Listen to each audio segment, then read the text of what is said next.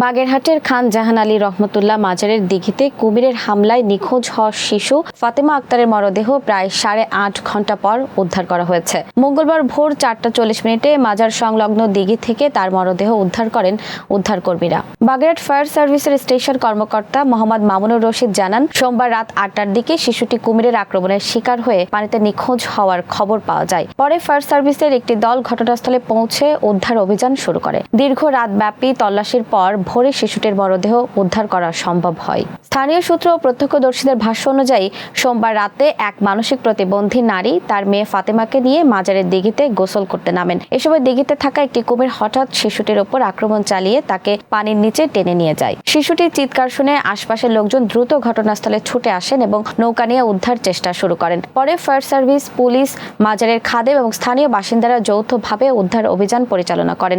ঘটনার খবর পেয়ে স্থানীয় সংসদ সদস্য, জেলা প্রশাসক, পুলিশ সুপার সহ প্রশাসনের ঊর্ধ্বতন কর্মকর্তারা ঘটনাস্থল পরিদর্শন করেন।